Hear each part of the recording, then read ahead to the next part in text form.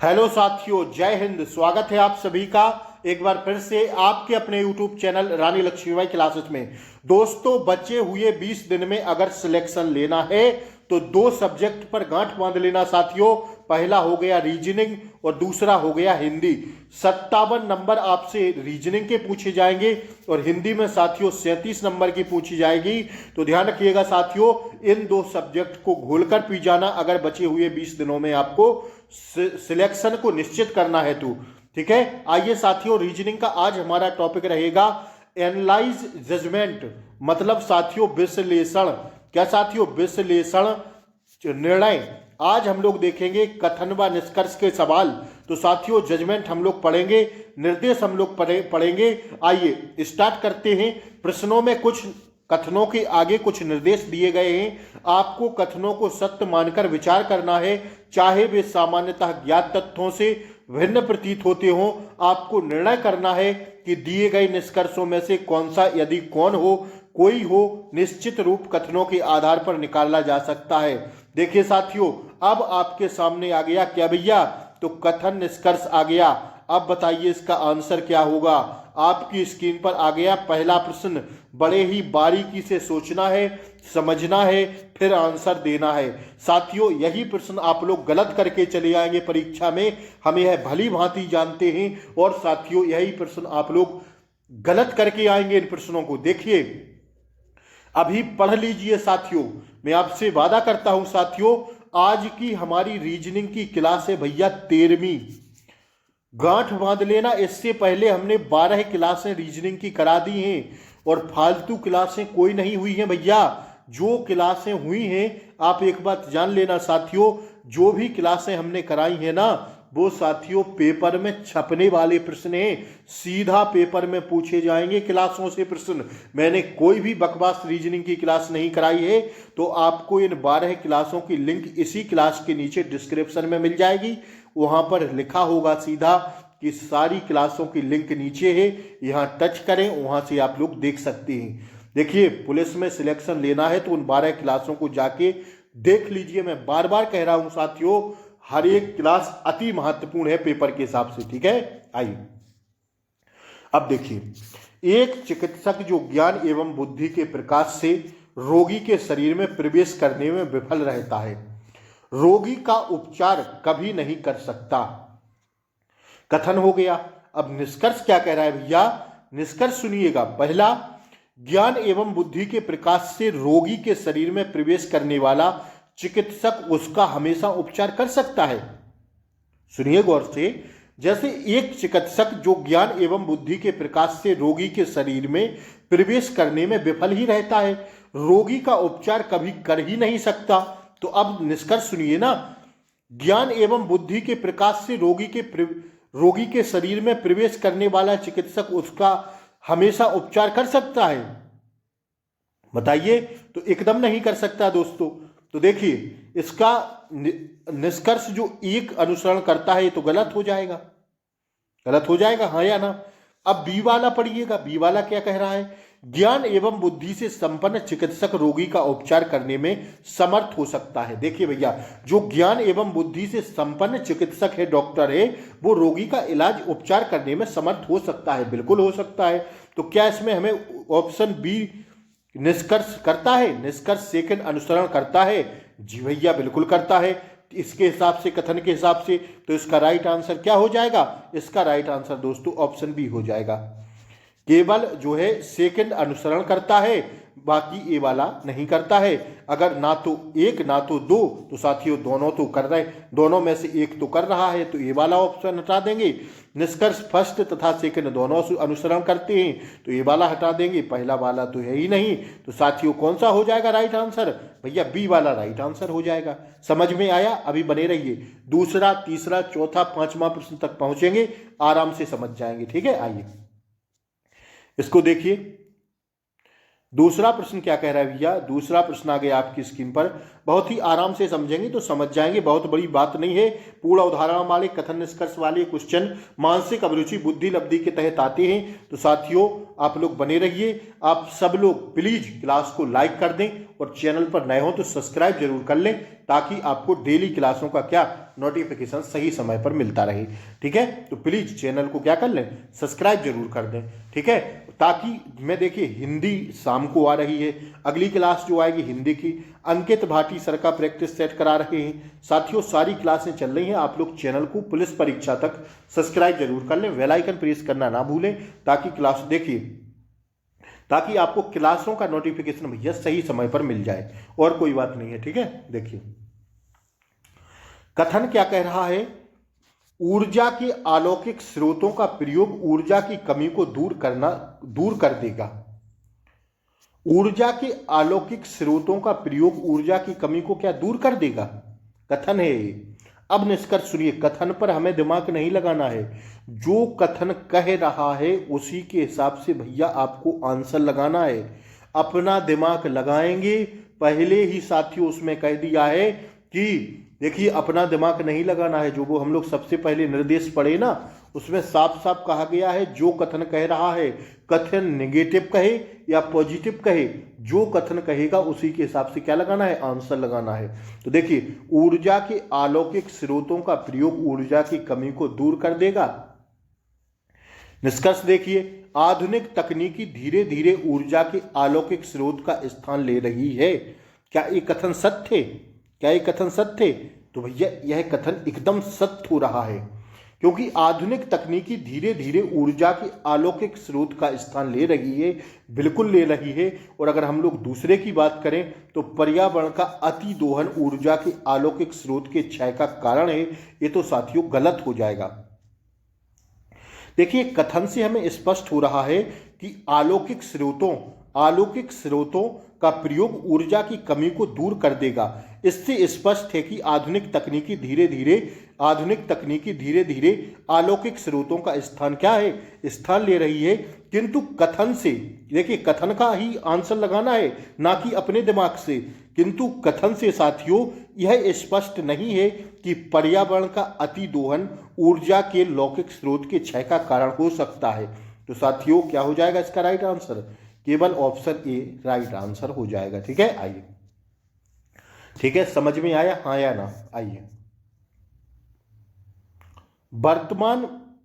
वर्तमान प्रधानमंत्री ने इस बात पर जोर दिया कि उनकी सरकार किसानों और ग्रामीण गरीबों के उन्नयन हेतु पूरा प्रयास करेगी। मान लीजिए कोई वर्तमान प्रधानमंत्री है मोदी जी, उन्होंने इस बात पर जोर दिया कि उनकी सरकार किसानों एवं ग्रामीण गरीबों के उन्नयन हेतु पूरा प्रयास करेगी। अब निष्कर्ष सुनिए, पिछली सरकार ने इन लोगों के उन्नयन के लिए गंभीरता से प्रयास किए थे। क्या ऑप्शन ए राइट आंसर हो जाएगा? बिल्कुल नहीं होगा भैया, क्योंकि प्रश्न ऐसा कह ही नहीं रहा है, वक्तव्य ऐसा कुछ कह ही नहीं रहा है, निर्देश ऐसा कुछ दिया ही नहीं है। सीधा कह रहे हैं वो वर्तमान प्रधानमंत्री ने इस बात पर जोर दिया था कि उनकी सरकार किसानों और ग्रामीण, वर्तमान प्रधानमंत्री ने, ठीक है, यह जोर दिया था इस बात पर कि उनकी सरकार किसानों और ग्रामीण गरीबों के उन्नयन हेतु पूरा प्रयास करेगी। देखिए अब निष्कर्ष क्या कह रहा है, पिछली सरकार ने इन लोगों के उन्नयन के लिए गंभीरता, ये तो गलत हो जाएगा। यह सरकार शहरी गरीबों के उन्नयन के लिए पूरा प्रयास नहीं करेगी, ऐसा कुछ नहीं है।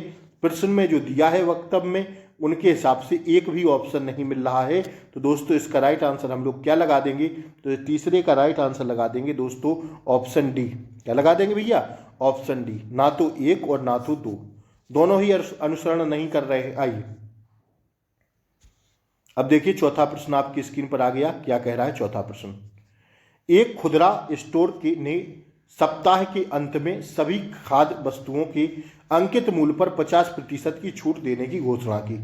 ठीक है, एक खुदरा स्टोर सप्ताह के अंत में सभी खाद्य वस्तुओं पर अंकित मूल्य, जो उसका अंकित मूल्य है उस पर क्या किया, 50% की, जैसे 100 रुपए की कोई वस्तु है तो 50% की छूट देने की क्या की घोषणा की। अब निष्कर्ष सुनिए, लोग फिर भी दूसरे स्टोर से खाद्य वस्तु खरीदना पसंद करेंगे।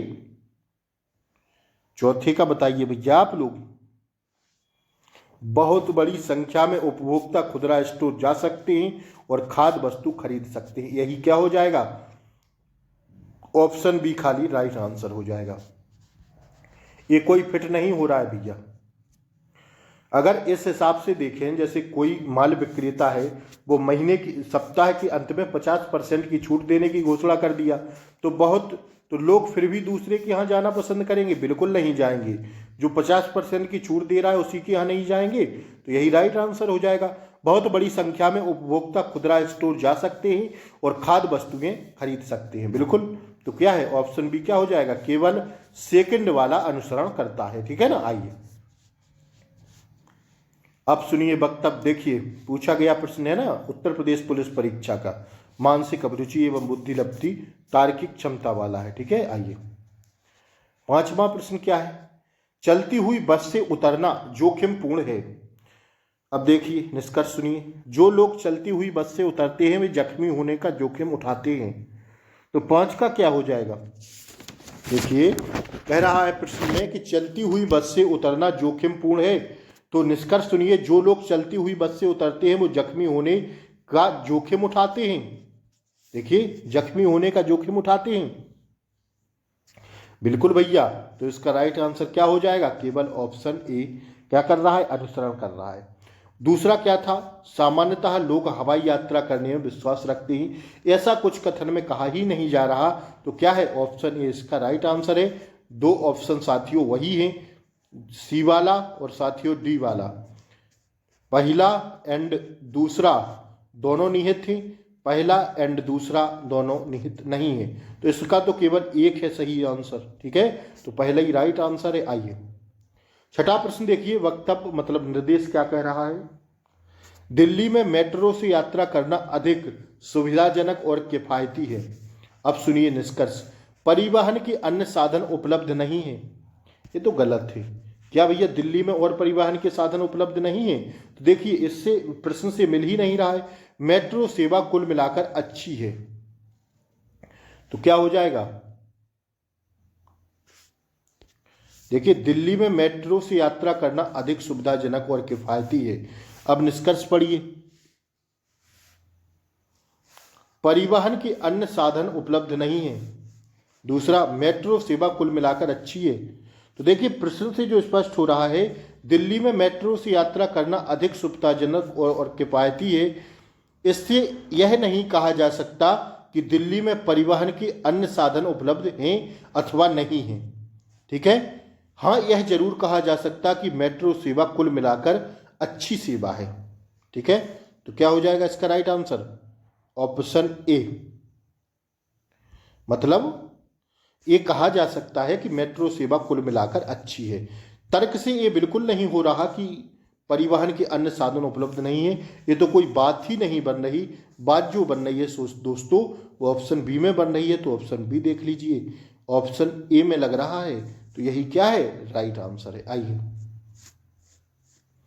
अब देखिए 9 से 13 प्रश्नों का लेवल क्या रहेगा, सुन लीजिए निर्देश पहले, फिर आप लोग कहते बाद में। नीचे एक कथन दिया गया है जिस पर आधारित 4 शीर्षक दिए गए हैं, जो सबसे उपयुक्त निष्कर्ष हो उसे चिन्हित करें। अब आइए, अब बजाओ ताली और बताओ आंसर क्या होगा। देखिए पढ़ लीजिए बेटा, अभी समय बहुत कम है। यह प्रश्न आपसे जरूर पूछे जाएंगे और आप लोग गलत करके चले जाएंगे ऐसे प्रश्नों को रीजनिंग में। 55 से 57 नंबर की आपसे रीजनिंग पूछी जानी है। भैया मैं बार बार कह रहा हूँ, सारी क्लासों को जाके देख लेना। एक दिन में चाहें तो आप लोग सारी क्लासें कवर कर सकते हैं। यार 55 नंबर वाला सवाल है तो कर लीजिए, मैं बार बार क्यों बुलवाते हैं आप लोग। सारी क्लासों को देख लीजिए जाके। ठीक है, आज की है 13वीं क्लास, इससे पहले 12 क्लासों की लिंक इसी क्लास के नीचे दोस्तों डिस्क्रिप्शन बॉक्स में मिल जाएगी। डिस्क्रिप्शन नीचे देखेंगे, उस वहाँ टच करेंगे, डिस्क्रिप्शन बॉक्स में जाइए, वहाँ से सारी क्लासें देख लीजिए और क्लास को लाइक कर दें। चैनल पर नए हों डेली क्लास का नोटिफिकेशन चाहते हो तो चैनल को सब्सक्राइब करके बेल आइकन प्रेस जरूर कर दें। ठीक है, आइए 9वां प्रश्न बताइए। डॉक्टर पीड़ित मानव की सेवा करते हैं। डॉक्टर पीड़ित मानव की सेवा करते हैं। जो डॉक्टर पीड़ित मानव की सेवा नहीं करते वे डॉक्टर नहीं है। ये तो गलत हो जाएगा भाई। आपको बताना है कि इनमें से ठोस कौन हो सकता है, सबसे ज्यादा मजबूत कौन हो सकता है। देखिए इसमें सबसे ज्यादा मजबूत परिचारिकाएं पीड़ित मानव की सेवा नहीं करती हैं, गलत है। परिचारिकाएं पीड़ित मानव की सेवा करती हैं, भी गलत है। कुछ डॉक्टर पीड़ित मानव की सेवा करते हैं।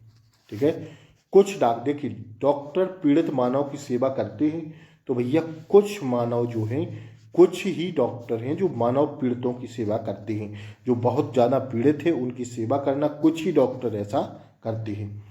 ठीक है, दिए गए कथन से निश्चित रूप से यह निष्कर्ष निकाला जा सकता है कि कुछ डॉक्टर पीड़ित मानव की सेवा करते हैं, अतः विकल्प डी क्या है, राइट आंसर है। आइए बहुत ही धैर्यपूर्वक सुनिएगा।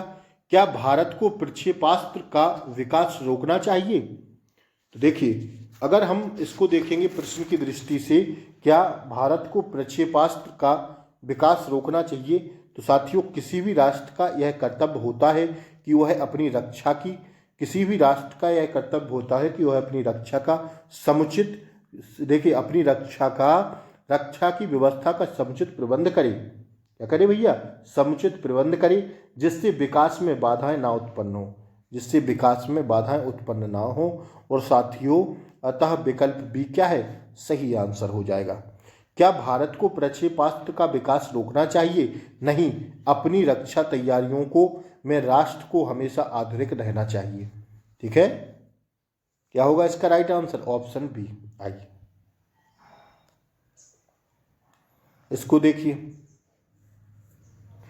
एक घेंगा 12 सेंटीमीटर ऊंची ऊर्ध्वाधर लकड़ी पर चढ़ता है।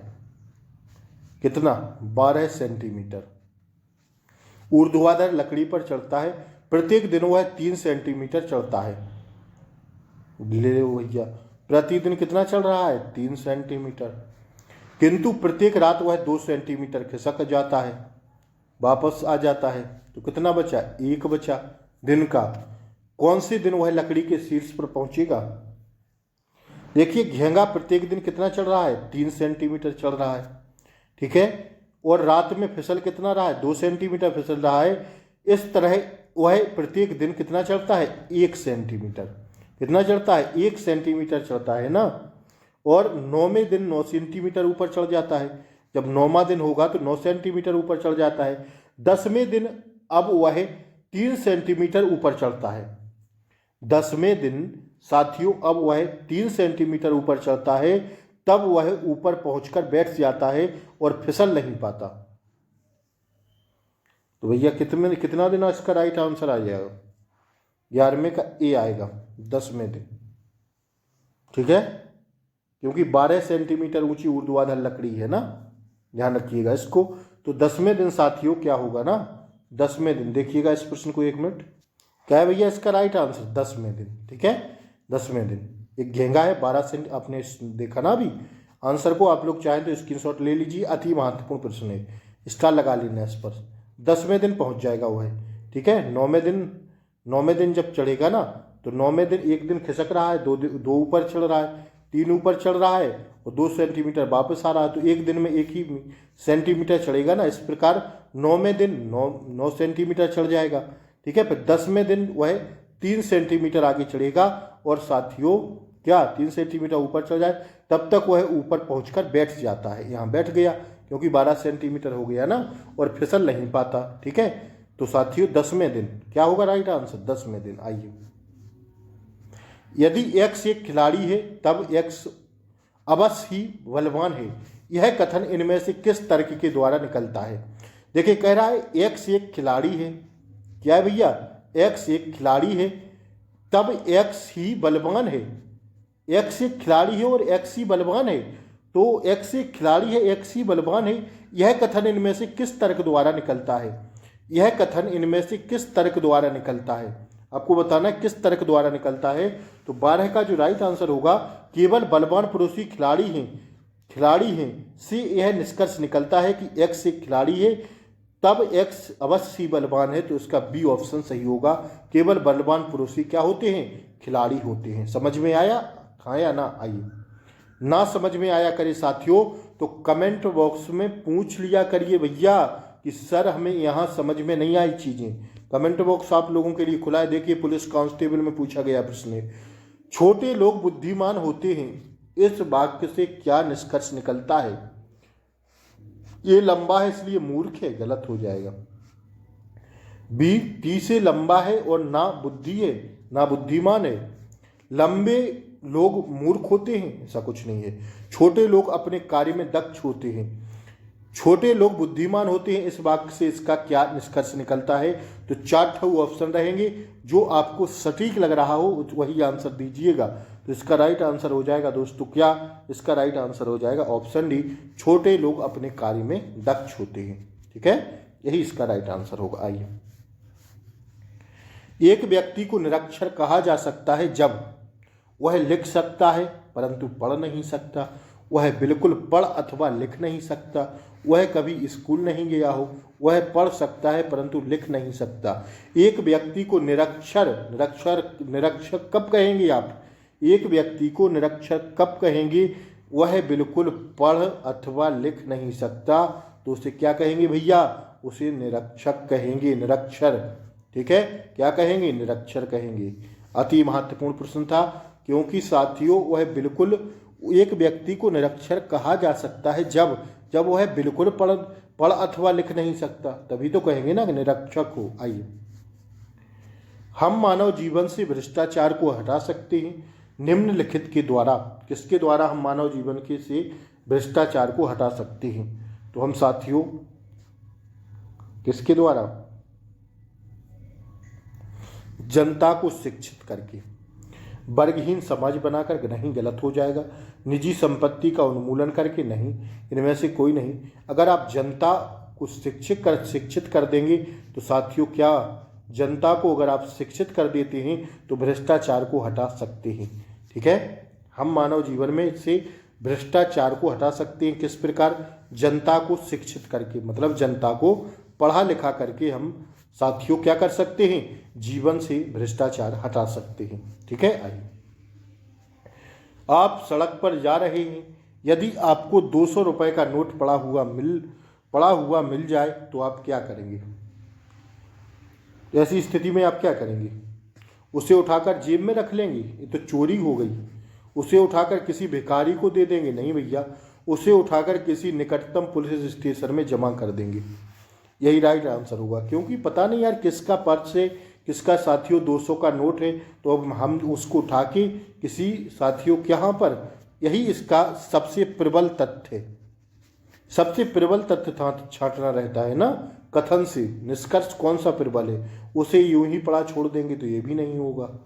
ठीक है, आइए, पेड़ की एक डाल पर 6 चिड़ियां बैठी हैं, एक शिकारी एक चिड़िया को गोली मार देता है, तो पेड़ पर शेष कितनी चिड़ियां बचेंगी? एक पेड़ की डाल पर 6 चिड़ियां बैठी हैं और एक को गोली मार देता है भैया, कोई आता है शिकारी, तो पेड़ पर कितनी चिड़ियां बचेंगी? एक भी नहीं बचेगी, क्योंकि जैसी गोली की आवाज़ सुनेंगी फुर्र हो जाएंगी सारी चिड़ियाँ।